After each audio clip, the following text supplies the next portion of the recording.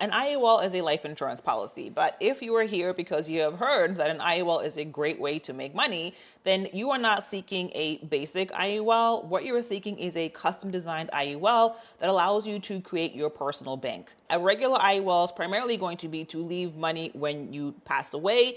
But if you want to use it to leverage to use while you're alive, then we need to make a few customizations to make sure you are able to do that. And I'll walk you through what those customizations are in very simple terms, but I first want to talk through why the heck you would want to put money in a life insurance policy versus putting it anywhere else. And the most pressing reason is that life insurance is one of the very few places where your money is not going to get taxed. Right now, you work your butt off and you make a lot of money. However, a lot of that money goes down the drain in taxes. You use that money to buy a vehicle and that vehicle is going to get taxed. You use that vehicle and get gas, and that gas is going to have taxes on it. You use that vehicle to go to the mall to buy clothes, and guess what? Those are going to get taxed as well. So you see how this is going. You work, you get taxed. You spend money, you get taxed. And also, we don't think about this as well, but when you pass away, you are going to get taxed as well, unless your assets are protected by a trust or your assets are protected by life insurance. And so if you don't like the idea of the IRS having their hands on every single facet of money that you're earning, including money that you're saving in the bank, a life insurance policy is a great way to protect yourself from the grubby hands of the IRS. And if you're 40 plus and want my help to put together a policy to do just that, the link to work with me is in the description. Now, like I said, if you want an IUL that's going to create income for you, it has to be custom designed, and that design has to be done by a licensed agent or a licensed broker like myself who's able to do those customizations for you. Now, if you're getting a basic life insurance policy, then every single dollar that's going towards that policy is going to be paying for your insurance, and that's it. When we create your IUL that you're going to be using as your personal bank, what we're doing is figuring out how much insurance we can get and what is the maximum amount we can put into this account while still following tax laws that allow you to not pay taxes. Because if we don't follow those tax laws, you're going to pay taxes, and we don't want that. Let's say, for example, your life insurance alone is $200. But we're not going to pay $200 because what we want is to create a personal bank for ourselves. So instead of paying $200, we're going to pay $1,000. Now, you might be saying, well, that does not make any sense. Why would I give the insurance company extra money? Hold on tight. I'm going to walk you through that in a second. So now, out of that $1,000, $200 is going towards the actual life insurance, and then $800 is going towards your personal bank. Now, the reason why you want to give that $800 to the life insurance company is, remember, any money that is in life insurance is not going to be taxed. So we want that money in your life insurance policy because the IRS is not going to tax it. But the other thing you're going to unlock in your personal bank is your ability to accelerate your money growing. The extra money that you're sending every month is not just sitting in your account. It is actually going to be getting interest based on how well the stock market is doing. So if the market goes up, then your money is going to go up. If the market does not go well, because of the clause in your IUL, you're not going to get negative returns based on the market going down. Let's say you had $10,000 in your IUL and then you had $10,000 in the market directly. The market goes in half 1 year. You would still have $10,000 in your IUL. However, in your money that's in the stock market, your money would be $5,000. So essentially, with the extra money that you're putting into your personal bank, you get to take advantage of the stock market doing well, and you get to be protected when the stock market is not doing well. But more importantly, your money gets to grow faster because now next year, when the market is doing well, where you're starting from in your IUL is $10,000, so you're going to be going up from there. Whereas your money that's in the stock market is going up from $5,000. If the market goes up by 10%, you're going up 10% from $5,000 if your money is in the actual stock market, whereas you're going up 10% from $10,000 if your money is in your personal bank in an IUL. So your money is going to be growing faster than if it were just in a bank. And I'm also going to remind you, because it's my favorite part, that money is not subject to capital gains taxes because it is in a life insurance policy. So a lot of people say, well, yeah, the money is growing, but it doesn't really matter because it's a life insurance policy, so that money is only going to be left behind and usable when it passes away. But that is in fact not true. The money that we are overpaying in this policy, we're able to take out following certain rules, of course, as long as there's cash available for us to do that. You do not have to pass away to make that happen. And because of the way that interest is credited based on stock market growth, you are able to stop paying into this at a certain point and have your money continue to grow and continue to have access to these funds and also have a life insurance policy. So just as a practical example, I had a client who had a policy approved earlier this week in her 50s. She's putting in $500 a month and about 130 of that is going towards her life insurance. In 10 years, she will not be paying into this at all. So she would have put in $60,000 total. The estimate of how much she will have access to is a little bit over $60,000. So at that point, she'll be able to take out as much as she has put in. She also will have her life insurance policy as well. And in addition, which is a big motivator for my clients to get this type of policy, she will have the ability to have a guaranteed check from her policy until the day that she passes away. Technically till 120, but she will have guaranteed income that is tax-free and also have her life insurance policy intact. So when she passes away, whenever that is, it's guaranteed that she will have a life insurance policy as well. With this particular company that I worked with her to get this policy, they guarantee that you will get income and you will also have your life insurance policy intact once you turn on this ability to have your lifetime income. Not all life insurance companies have this ability to have guaranteed income from your IUL. There's this trend currently all over social media that a 401k is absolute trash and that the way for everybody to go is to get an IUL or an index universal life policy. And I'm probably going to be the bearer of bad news because it is not correct. An IUL is not perfect for everybody. If you got this suggestion from a family member, a friend, a colleague, then the very next question that you should ask them is, why do you think that? Because the reality is, their situation might be different and an IUL might be perfect for them instead of a 401k, but it may not be the case for you. I'm going to walk you through 3 questions that I ask my clients whenever they are considering getting an IUL instead of a 401k. These questions will help you to determine whether or not an IUL makes more sense for you as opposed to a 401k. If this is the first time that we are meeting, my name is Nobu Musekiwa. I'm a licensed finance professional, and on this channel, I answer your question about cash value life insurance, including IULs. If you would like to explore an IUL, I have my contact details in the description. I absolutely love IULs. I have an index universal life policy myself. I also have a 401k. In some situations, the answer to is an IUL better than a 401k could be yes. In some situations, the answer could be it's important to do both. In some situations, the answer could be an IUL is not the right thing for you. And so the very first question that you want to ask yourself and that I ask my clients is, are you getting a company match with your 401k?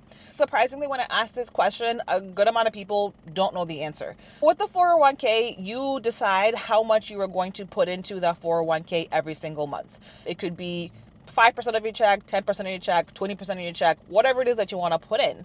And with some companies, they will say, okay, whatever you put into your 401k, we will give you, right, 3% of your salary for free if you at least put in 3%. For some companies, it is 6%.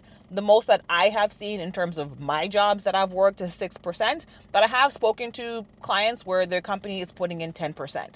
So how much your matches is going to vary depending on your company that you're working for. But a match is essentially free money that you get as long as you contribute at least that amount into your 401k. So if the match is 6%, if you put in 6% of your check, your company will give you that same 6% for free to put into your 401k. Anything that you put in above that 6%, then you're just putting in, you're not getting a match. Along with that, your company will let you know what time period their free money becomes yours. Sometimes that's 2 years, sometimes that's 5. It really depends on what's going on with your company. If you are getting a match, then my question would be, is that free money something you are willing to forfeit? That is a question for you to think through and determine whether it makes sense for you to say no to free money. Me personally, I don't like saying no to free money. So for me and my finances, there is no reason why I would say no to putting in at least the match so that I am getting that amount for free that is helping me to build my retirement fund. How much each company decides to put in for the match is varied. I am curious. Let me know in the comments what match your company gives you. If the answer to that question is yes, my company gives a match, you now need to decide, okay, do I want to not get that match? If the answer to that question is no, my company does not give a match, then maybe it might make sense for you to get an index universal life policy instead of a 401k. But there are two other questions that you want to ask yourself before you jump into the IUL bandwagon. The second question that you want to consider is, how does contributing to your 401k impact your taxes? With your 401k, you are not only saving money for later, whatever you put into your 401k gets deducted off of how much you make before taxes are applied. For example, if you make $100,000 and you put $20,000 into your 401k, the amount that you are being taxed on for the year is based on $80,000, not $100,000. If you are a high earner and if you are not married like myself, if you do not have kids like myself, that means that you are paying more taxes than your counterparts that are married and have children. And so if you are deciding that, okay, I'm not going to put money into my 401k, then if you make a lot of money, deciding to not put money into your 401k could potentially put you into a higher tax bracket, which means that you are now paying more taxes right now because you are deciding to not put money into your 401k. If you are okay with getting into a higher tax bracket, then cool. I cannot tell you what decision is the right decision. You have to think through how it's going to impact your day-to-day if you're paying more taxes now, how it's going to impact the plans that you have in terms of saving, in terms of buying a house, in terms of investing, if more of your money is going towards taxes now because you have decided to not put money into your 401k. So you're not getting a match and you don't care about your tax bracket and you're like, yes, I want this IUL. The next thing you want to consider is, how old are you? While I love that in the IUL, your money is protected from stock market volatility, it is not an investment. It is very much insurance. So you have the cost of the insurance and then you have the money that you're putting in above and beyond that, which is what is going to grow. But in order for an IUL to work efficiently, it does require time for that money to grow. And it also does require you to be putting a decent amount of money in, right? So if you're just putting in $100 a month and you're an adult, an IUL is not going to do a lot for you. The question is, how old are you and how much do you plan on putting into this IUL? If you're 60 years old and you want to retire in 5 years and your goal is to use this IUL for retirement, it doesn't make sense for you to start an IUL with the idea of, I'm going to retire in 5 years, because you're not going to have enough money built up in there in order to make that happen. If you are 45, on the other hand, or even 50, and you have 15 to 20 years until you retire, depending on how much you are putting in, an IUL could make sense if your goal is to use it for retirement. Now, if your goal is to use the IUL for investing or to use it just to pass money down, then all these questions aren't really relevant, right? These questions are specific to if you plan on using an IUL instead of a 401k. A lot of cases, it makes sense to do both. They are different vehicles with different benefits and with different pros and cons. And there is no need to do one versus the other, although in some cases it does make sense. In the end, it really is a case-by-case situation on what makes sense depending on your age, your goals, your tax strategy, your investing strategy. There are different things that come into play, and when you talk with your IUL specialist, they should be asking you these questions in order to get a good sense on whether or not an IUL is going to help you to meet your goals. If you're talking to someone and they just say an IUL is great for everybody, go ahead and get it, then you should be wary of working with this person, because you should be getting a product that is going to help you to move your finances forward in some kind of way and not just get it because you just want it. This IUL versus 401k discussion is just one example of lies or misconceptions or myths that I hear a lot about index universal life policies. I have a guide. The link is in the description with 4 additional lies that you don't want to ignore, because if you actually believe them, they are going to cost you thousands of dollars, and we don't want that. Banks, corporations, and wealthy people do something very different from regular people. They do not have their money parked in savings accounts in banks. Instead, they have their money parked in cash value life insurance. Now, these types of policies are not your regular basic policies that just pay out at the time of your death. These are policies that are custom designed for each policy owner to take advantage of both tax laws and life insurance rules, to use them to your advantage to pay less taxes and grow your money faster. Now, because there's a mini bank attached to this policy, the policy owner can take funds out of that mini bank. And there are 2 ways to take funds out. Way number 1 is to withdraw the money, which is just pull it out like normal as you would from a savings account. Option number 2 is to borrow from the policy and pay interest to the insurance company on the money that is borrowed. Now, I'm going to ask you a question. If you had one of these policies, would you rather withdraw the money outright, or would you rather borrow that money? If you are like most people, you probably said, well, obviously, I would like to withdraw the money because it does not make sense for me to pay interest on my own money. And that response is 100% logical and would have been the response that I gave as well before I understood how these types of policies work. Once I understood the concepts I'm going to walk you through in this video, I 100% understood why rich people borrow from life insurance policies, why banks take money out of life insurance policies and lend it back to you, and why withdrawing from policy is a very, very bad idea, and why you absolutely 100% want to access your money by borrowing it.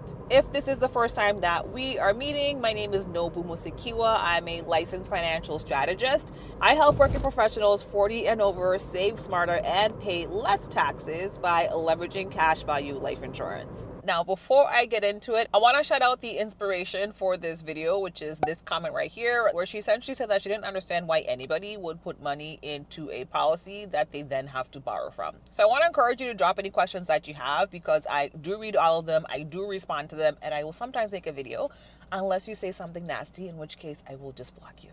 Like I said, a cash value life insurance is custom designed. And it's custom designed in a way that allows you to not just pay life insurance, but overpay for it. So you're essentially paying for your life insurance upfront. So it's kind of like if you have an electricity bill that's around $50 every single month, but instead you pay $75, and eventually you will have a lot more money in that account where you can just not pay for your light bill, and your credit that's in there is what's going to pay for it. It's the same thing when you're doing a cash value life insurance policy, where you are overpaying for your policy so that down the line, the extra funds that are in your cash bucket will end up paying for that policy. But unlike the example with the light bill, right, if you just overpay for your light bill, that money is just going to your light company. I don't know what they do with it, but you don't get any part of that back. With a cash value life insurance policy, that extra money that you're putting in to pay for your policy ahead of time is going to get interest. Now, how that interest is credited is going to depend on the type of cash value life insurance policy that you have. The type that I specialize in, the interest is credited to your account based on how well the stock market is doing. Every single month, you are submitting a payment to the life insurance company. Part of your funds are paying for your actual life insurance. Part of your funds are going into your personal bank. So let's say you're putting in $1,000 a month, 200 of that goes towards your insurance, then 800 goes towards your cash. At the end of the year, out of your $12,000, 9,600 is what would be in your cash bucket. That is what is credited interest based on how well the stock market is doing. Your money is not in the stock market, it just gets interest based on what the stock market is doing. The difference between putting in the stock market directly and putting it in a cash value life insurance policy is that when the market is doing well, you get to have the interest that is allotted with that, and we're happy. When the market drops, your money in your account is not going to drop. In this type of policy, you cannot have negative returns from the stock market, so the lowest your returns can be is 0. What that means is, like, if we have that 9,600, the market tanks and it halves. If your money were in the stock market directly, you would now have $4,000 as opposed to 9,600. However, if your money is in a cash value life insurance policy, then your money will still be 9,600 even though the market tanked, because in your contract you cannot get a negative interest based on stock market performance. So as you continue to own your policy, as you continue to have your cash bucket grow, as you continue to have interest credited to you, your money is going to grow, and you have access to your cash in your cash bucket.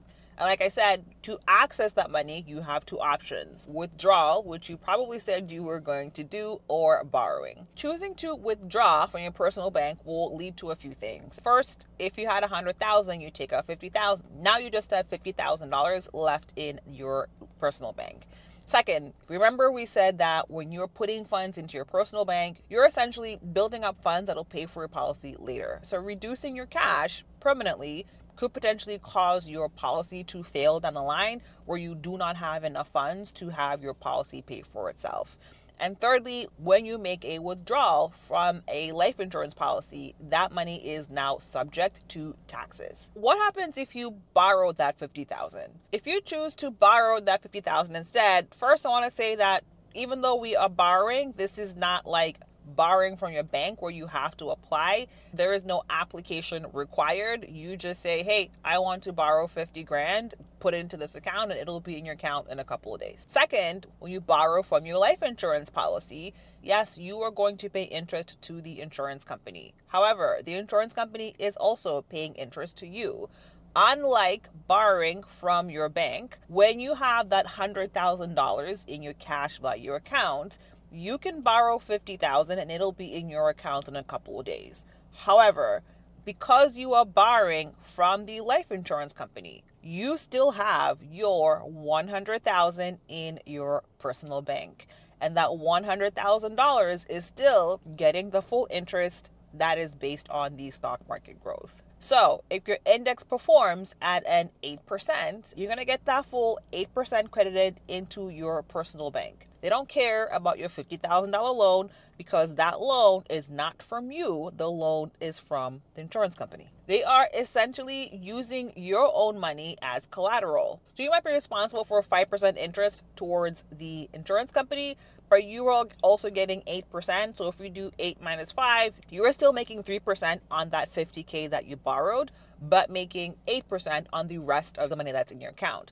Versus if you just did a straight withdrawal, then you're not making any interest whatsoever on that 50,000 that you just took out. Another thing to understand as well, when it comes to borrowing from a life insurance policy, there are no days when you have to pay interest to the insurance company. There are no payment due dates. So you decide when you want to pay the insurance company back. If you want to pay the insurance company back, you don't have to. Depending on when you are taking these funds out, it may be a good idea to pay them back.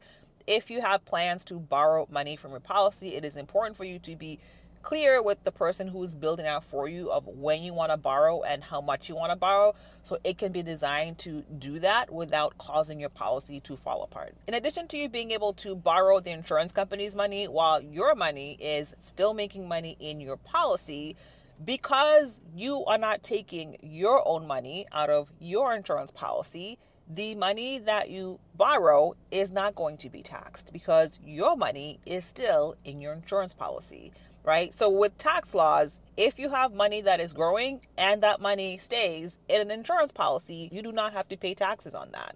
And so if you are borrowing from the insurance company, well, there are no taxes that you need to pay. Unlike if you're withdrawing money from your insurance policy, you absolutely do have to pay taxes on that. So now I'm going to ask you again, would you rather withdraw your money or would you rather borrow it? Drop your pick in the comments. Whenever you're paying into an index universal life policy, your money is always split into two. Part of your funds go towards paying for your actual life insurance, and then the other part of your funds go into a supercharged savings account. And I call it a supercharged savings account because the interest that you get in this account is way more than what you would get in a regular savings in a bank. The interest that you get credited is based on how well the stock market is doing. Essentially, if the market is doing well, you get the interest that is allotted with that. If the market crashes in half, the money that is in your account does not go in half. It actually stays the same. Now, besides the interest, there are many other benefits to this supercharged savings account, but this video is to answer a question that comes up often of, if you pass away, do you get both the cash that's in your savings and also the death benefit for the actual life insurance? And like many things with an index universal life policy, that is going to depend.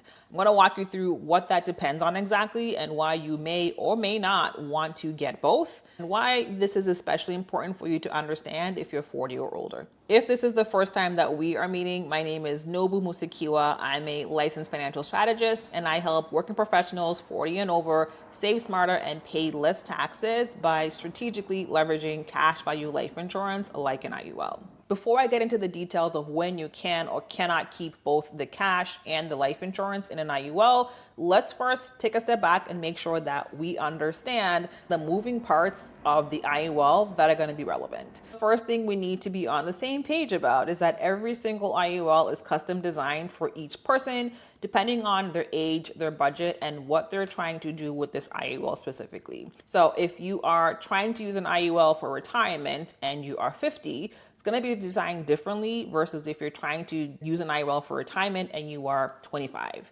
Similarly, if you want an IUL for retirement, it can be very different than if you want an IUL for a newborn and you want to use it as a college savings fund. So every policy is going to be designed different, and what kind of customization or design makes sense is going to depend on what you're trying to do exactly, how old you are, and exactly how much you're trying to put in for what time period. Second thing to understand with a permanent policy is that they are designed where you are paying for them essentially until the day you die. Now, how those payments happen or how they're divvied up are going to be different depending on the type of permanent policy, but an IUL is a permanent policy as well. And so it's important to remember that there is going to be a payment for this until the day that you die. That does not mean that you are paying out of pocket until the day that you die. And I'm going to explain how that works in just a minute. The third concept that's important to understand before we get into the details of when you can or cannot keep your cash is just understanding how the cost of insurance is calculated for an index universal life policy. So remember, we are always going to be paying for insurance, right? Because this is a permanent policy. With an index universal life policy specifically, the way that the insurance company determines what your cost of insurance is they look at how much is in your cash bucket and how much they're going to pay out when you pass away. They subtract that, so how much you're paying out minus what's in your cash bucket, and that is what they'll use to calculate your cost of insurance. Right? So for example, if you get a policy today and your death benefit is $500,000, because it is a brand new policy, you have $0 in your cash bucket. So they're going to look at how much they would pay if you get hit by a bus tomorrow, which is $500,000. Then they'll take that $500,000 and they'll consider how old you are today. They'll consider what your health is, and that is what they will use to determine what your cost of insurance is. Concept number 4 that is important for you to remember is the older that you are, the more expensive life insurance is. $500,000 worth of insurance for a 2-month-old is going to be very different than $500,000 worth of insurance for a 20-year-old versus $500,000 of insurance for a 70-year-old. These are not exact numbers, but for a baby that could look like $20 a year versus for the 20-year-old $200 a year versus for the 70-year-old $20,000 or $30,000 a year for that same $500,000. Reason being, the older you are, the closer you are to your expiration date, and so the more likely that the insurance company has to pay out, and so they're going to mitigate the risk by charging you more for that. Now that we have that background, let's level set again that every IUL can be custom designed for each person. One of the things that we are able to customize in our design is how the death benefit is going to be calculated. This is the major thing that's going to determine whether you're going to get both the cash and the life insurance at the time of your death. The 2 ways that we can customize it is a level death benefit, which means that every single year what the insurance company is paying out is going to be the same. So whether it's year 1 or year 10, if your death benefit is $500,000, they're going to be paying out $500,000. The only time they will pay out more than $500,000 is the point where your policy is paid up. Essentially, at the point where your cash value is $500,000 and your death benefit is $500,000, At that point, as your cash value goes up, your death benefit goes up as well. But it's not going to be like 500 plus 500. It'll just go up incrementally as your death benefit goes up. If the policy is a level policy and it is designed correctly and you follow through with putting in the funds the way that you're supposed to, then it is always going to get to a point where your death benefit goes up. And remember that the cost of your insurance is based on the difference between your cash bucket and what the death benefit is. So what that means is that with a level policy, each year that you're paying into your policy, you are actually reducing the cost of your insurance because how much you're paying for is going to be going down. So by the time you get to a point where your cash is the same and it goes up incrementally, you're only paying for the small gap of what is in your cash versus what the death benefit is. So now let's flip to a design where it's increasing. So you have the option to have an IUL build out where every single year, whatever you put into your cash bucket is going to be added to the death benefit. Now remember that the cost of your insurance is the difference between what is in your cash bucket and what the death benefit is. So if every single year we're taking everything that's in our cash bucket and putting it onto our death benefit, that means that the gap between your cash bucket and your death benefit never changes. It's always going to be that initial death benefit that you had. And at the time that you get this policy, if you're 40, 45, 50, that might be a manageable amount that you're paying. But most guaranteed, once you are 65, 70, 75, that cost is going to go up drastically. And if you do not have enough in your cash bucket, then that has to come out of your pocket if you want your policy to continue. So if you absolutely want an IUL that is designed where you get both the cash and the death benefit, that's perfectly fine. That is possible as long as you are okay with the fact that when you are 65, 70, 75 plus, your cost of insurance is going to be astronomically high and you are going to be paying for it either from your cash or from your pocket. Versus if you get the version where the cash is not added to your death benefit, you are essentially paying up for your insurance now so that when you are older, you don't have to worry about it. It's already paid up. Both options are possible, but if you are 40 or older and you're planning on not working someday, it's usually not a good idea to get an increasing policy because when you are older, it is going to get expensive.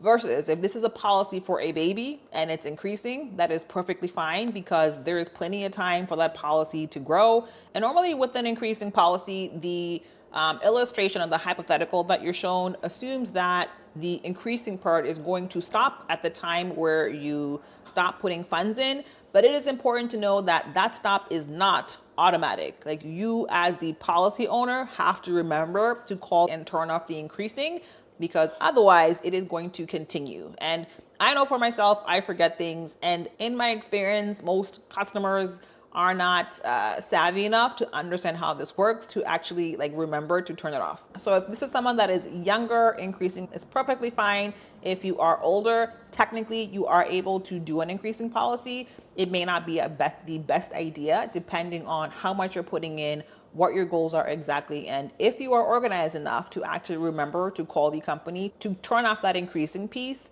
when it is actually the time to do so. Because otherwise the cost of your insurance is going to continue to go up every single year because you're never closing the gap between what is in your cash bucket and what the payout is, because what's in your cash bucket is always being added to that payout. Let me know in the comments which option you would want for yourself and why.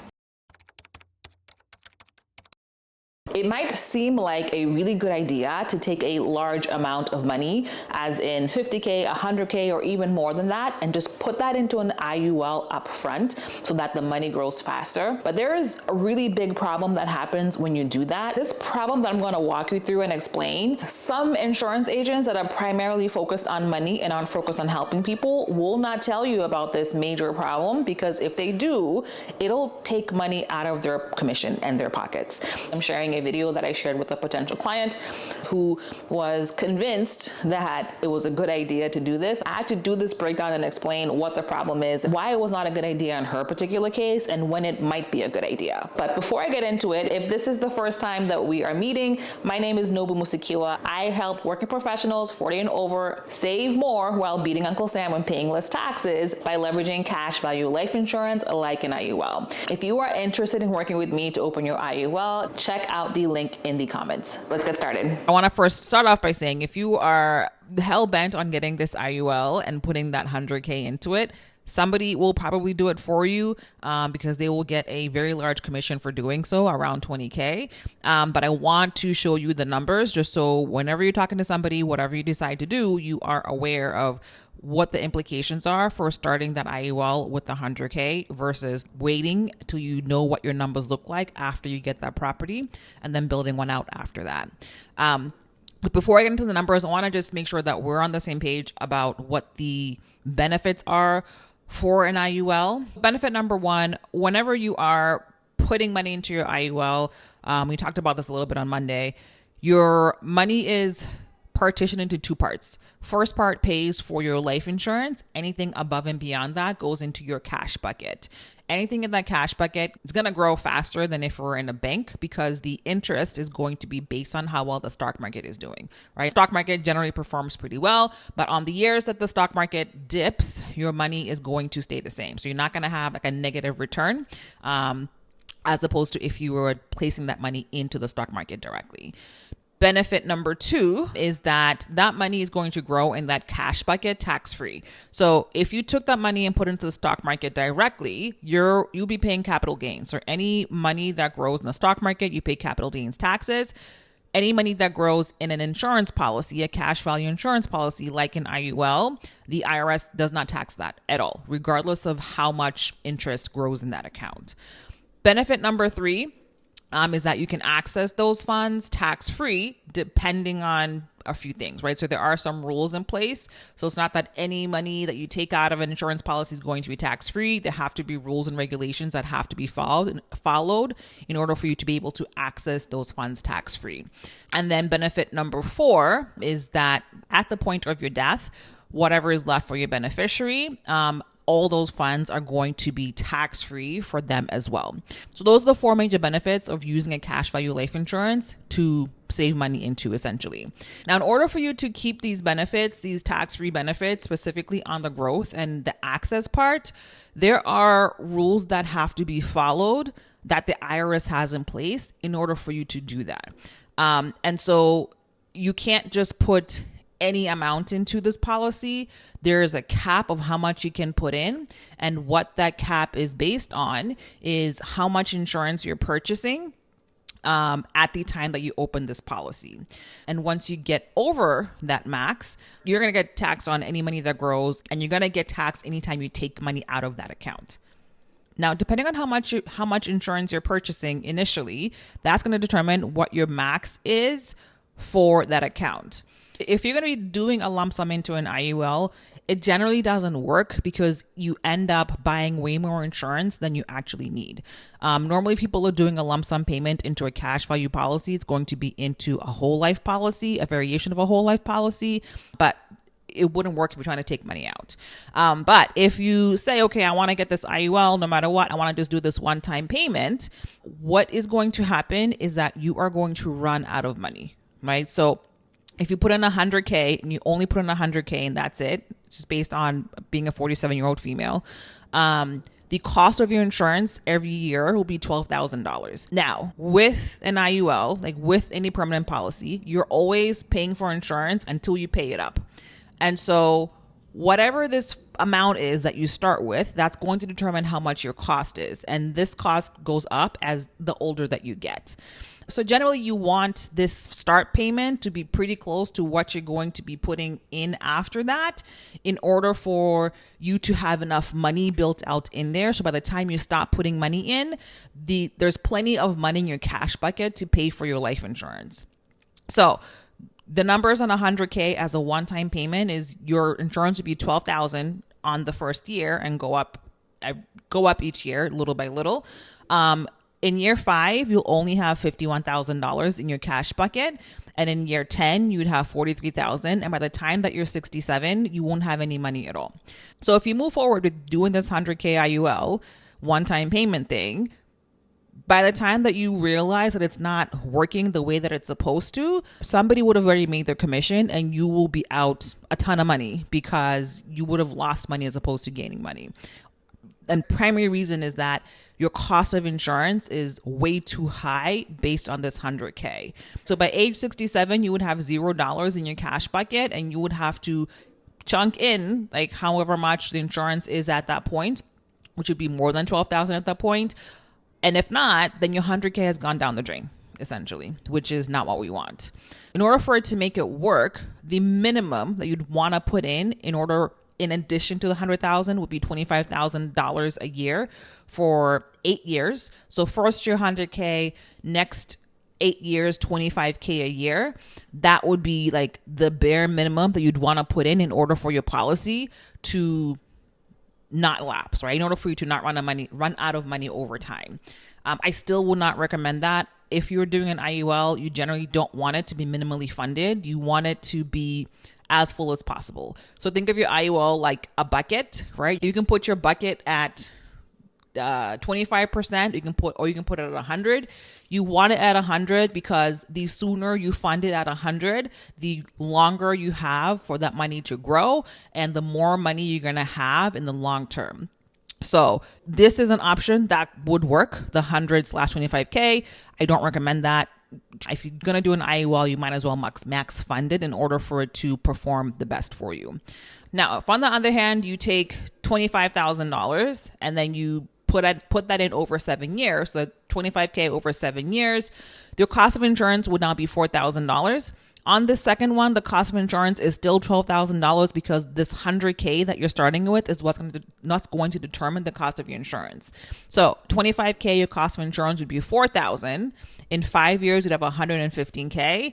And then in 10 years, you'd have 213K. So you've put in way less than this middle number here, but because your cost of insurance is not like way up here, your funds are growing at a pretty decent rate, which means that your IUL has a better chance of actually making it. But the most important part is you are not paying a ton of life insurance. That defeats the purpose. So with an IUL, you want to pay as little life insurance as possible and put as much money as possible into that cash bucket. So that bucket is at 100% as opposed to 25%. So like I said, my recommendation for you would be to purchase your property. Do not put your 100K into an IUL. Purchase your property, see how much you have after you've closed, after you've put away your CapEx money, see how much you have on hand in cash, plus how much you have in discretionary income to put in on a regular basis. And then from there, build something out where for your next property or the next few properties, you have an extra bucket of cash in here. That you can pull money out. And this 25K isn't the max you can put in. You'll be able to put in a little bit more than this, but it wouldn't be up to 100K. But again, everything is customizable, but generally you don't want to do a huge lump sum payment if your following payments are not going to be as high as that first one. Hopefully this clears up a little bit. If I don't know if the person that you said had put 100K, somebody that you know personally, but talk to them and see what they did. They definitely didn't do just one payment. There are other payments after that. And hopefully whoever did it, did not, do it like this, where the bare minimum is what's going in after that. Because yes, that'll work, but it's not the best way to do this. When it comes to applying for an IUL, there is a common misunderstanding that it's this thing that you just get because you want it. But I'm here to clarify that getting an IUL is a bit of a process because it's not just an account. It is, in fact, a life insurance policy. And because it is a life insurance policy, insurance companies are putting up a lot of money on the line if they grant you this account. And so there is a bit of a process that I'm going to explain to you in this video so you have a good understanding of the 3 major steps to take in order for you to apply for an IUL. Again, this is to apply for an IUL. Just because you apply does not mean that you are going to get it. I'm going to walk you through what that application process looks like exactly. If this is the first time that we are meeting, my name is Nobu Musekiwa. I'm a licensed financial professional. I do IUL, so if you're interested in working with me, there is a link in the comment section that you can follow. But on this channel, my goal is to answer your questions about cash value life insurance, including IULs, so you can make better decisions with your money. The very first thing that you are going to want to do if you want to apply for an IUL is you need to find someone who can submit this application for you.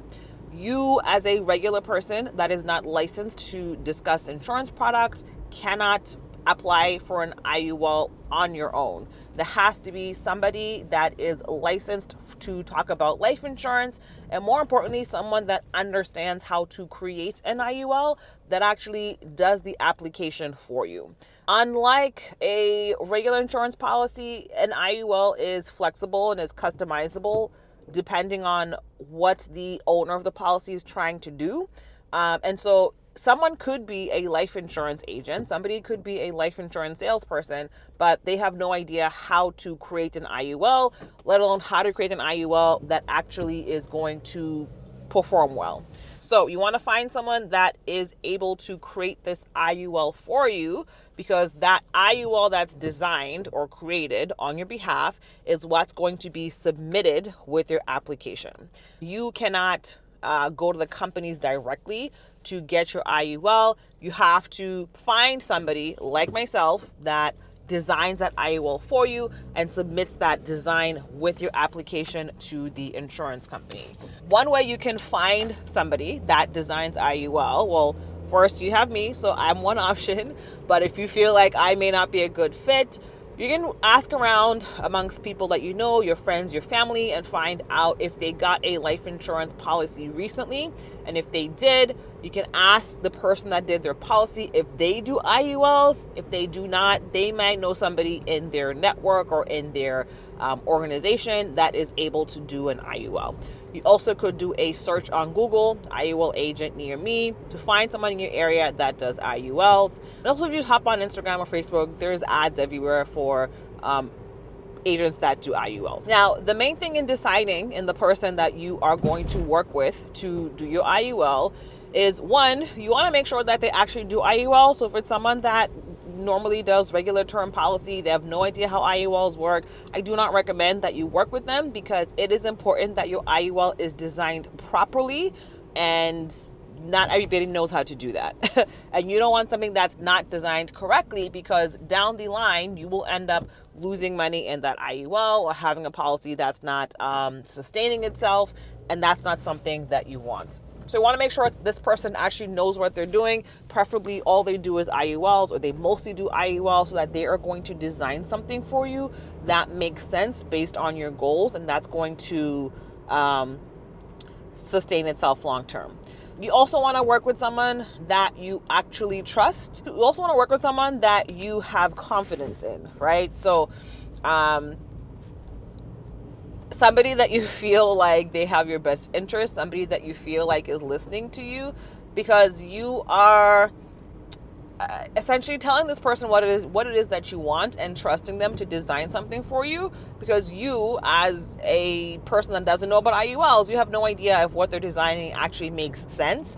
And so you want to work with someone that you feel like you trust, and it really is very much a feeling.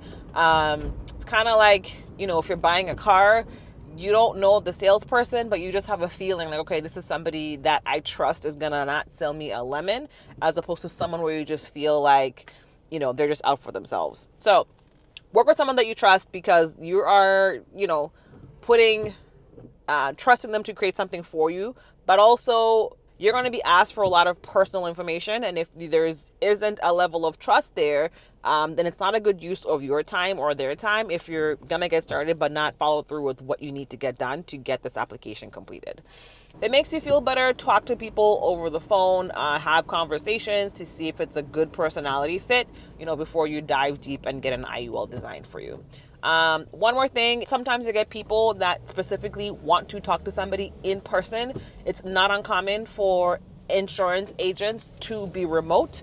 And so if you want someone that's going to be working with you in person, that's going to be an extra barrier for you to getting this done, because just like you want to be working remote, insurance salespeople want to be working remote as well. I work with all of my clients 100% remote. I do not do in-person applications. And so if you want someone that's in person, I am not your girl, but it is going to be more difficult for you to find someone that is going to be in an office as opposed to working with someone virtually. So once you've decided who you want to work with, who your IUL specialist, who you feel comfortable with, the next step that you want to do is really think through what the purpose of this IUL is. As I said, an IUL can be flexible depending on what you are trying to do. So if you're someone that is designing an IUL for the purpose of, pulling 100K every year to do real estate deals, we're going to design that differently versus someone who is creating this IUL for a newborn and they just want this money to grow for the next 20, 30 years versus, someone that wants this IUL because they want to be able to just have retirement funds in the next 40 years. So you want to be very clear about why you want this IUL. What is the purpose exactly? The more clear you are on what you want the end result of this IUL is, the better it can be designed for you. If you in your head you're thinking, I want to be able to pull out $10,000 next year, but you don't tell me that, then I cannot help you design an IUL that is able to do that. Or I cannot tell you if you're putting enough money to make that happen. So you want to be crystal clear on what it is, why you want this IUL, how is it going to fit into your financial goals? Do you plan on taking money out? If yes, when do you want to take that money out? Are you going to pull money out to invest? Are you just pulling money out and keeping it out? All those things matter in order for us to design an IUL that is going to actually do what you want it to do. So sometimes you hear, bad things about IULs. A lot of times it's not because the IUL wasn't designed properly. It's because the person that is using that IUL misused it and didn't use it according to what they said they were going to use it for, right? So for example, if you tell us, I want to put in $1,000 a month into this IUL, then you end up putting in $200. That is going to impact how your IUL is going to function. So be crystal clear what it is that you want to accomplish so that the person that you're working with can actually create something for you that makes sense. And with that information, you can then have a conversation and set up a time to design this IUL with your IUL specialist. And if you're clear on what it is that you're trying to do, they're going to design something that is going to help you to accomplish your goals. Once you have had your IUL designed, you're going to see something that is called an illustration. And that is pretty much a hypothetical of how your IUL is going to perform. Don't get too married to this because it's very much a hypothetical. Like nothing in that is guaranteed. It's just based on what you're planning on putting in for an X amount of time. And if we assume X amount of growth, here's what it's going to look like. But like I said, don't get tied to those numbers because what is going to happen in real life will depend on how well the market is performing. Just a little recap, the way that an IUL works is every dollar that you put in, part of that money goes towards paying for your life insurance. Anything above and beyond that goes towards a little savings bucket. The interest for those funds is going to be credited based on how well the stock market is doing. So no one can predict how the stock market is doing. Don't get tied to those numbers. Just know that the money that is in your savings bucket is going to grow, but the rate at which it is growing is not guaranteed in the IUL. Once your IUL specialist has designed your IUL for you, the next step is to submit an application. You, as a regular person that's not a licensed insurance salesperson, are not able to submit this application on your own. That same person that designed the IUL for you has to submit the application. What is going to happen is that they are going to sit with you or be on a call with you or do a Zoom with you and fill out all the questions that are required by that particular company that they are submitting your application with. So if you're working with a broker like myself, there are multiple insurance companies where we are able to submit an application on your behalf. And so my job is to make sure that we are submitting an application to a company where you have the highest chance of, one, getting approved, and most importantly, accomplishing the financial goals that you want to accomplish, right? So I need to make sure that I'm recommending a company that makes sense based on what you are trying to do. In order to submit an application, one, we need that illustration, which we already have, but you are going to have to provide a lot of personal information in order to submit that application. So some of the things that you are going to need, you are going to need your social security number, you are going to need your address, you are going to need to let us know all your medical history. So do you have diabetes? Have you had cancer? What's your height? What's your weight? Who's your doctor? All those things are required for the application. And most importantly, you are going to have to also provide a bank account. Reason being, in order for the insurance company, whichever insurance company, to review your application, That takes a lot of time, it takes a lot of effort, it takes a lot of energy. And if you're not in a place to provide your bank account so that if you get approved, they pull out that first payment, then they're not going to take the time and energy and effort to use their resources to approve you if you're not serious enough to provide a working bank account. They do check to confirm if your bank account is valid. Nothing is taken out of that bank account until you actually get approved. But if you're not comfortable providing your bank account or your social or your address, then it's not a good use of your time to talk to somebody about an application, because every single insurance company is going to need that information. So make sure that you are ready and willing to provide that information if you want to apply for an IUL. Depending on the company that the application was submitted with, some companies will give you a response pretty quickly on the spot. Most companies, it's going to take a little bit of time for them to actually do their investigations to check on your medical history, your criminal history, your financial history sometimes, in order to determine whether or not they are willing to take a risk on you, right? Because they are pretty much saying that, hey, we are going to pay out X amount of money in the event of your death. And they are deciding, do we want to take a gamble on that or not? Is there a high probability that you are going to die soon? If the answer is yes, then they're not going to approve that application. But if they feel like you are going to live pretty long, then they will approve that application because it's a favorable risk to them. So I know people don't like to always hear that, but that's what it is. You're not guaranteed a life insurance policy. Life insurance companies are a business, and we live in a capitalist society. If they don't feel like it's beneficial for them monetarily, then they're not going to approve you. If they feel like you're a high-risk person, high risk meaning that you have a higher probability of dying. It could be because of you're sick, it could be because of your criminal record, it could be because of your family medical history, right? There are lots of things that they look at to determine whether or not you are a risk to them. And if they feel like you're a risk, they're not going to say yes, because they don't want to say yes and then tomorrow you die and they have to pay out, $400,000 on your behalf. So you have to wait a little bit for the most part to hear whether or not you got approved. And if you got approved, then they'll take out that first payment. And as long as you continue to put in your monthly amount that you said you would for your policy, then your policy will be intact.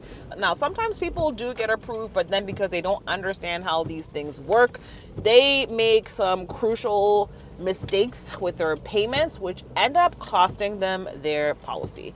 Now, I don't want that to be you, so make sure you check out this video right here to see exactly what those mistakes are so you don't do them. I'll see you there.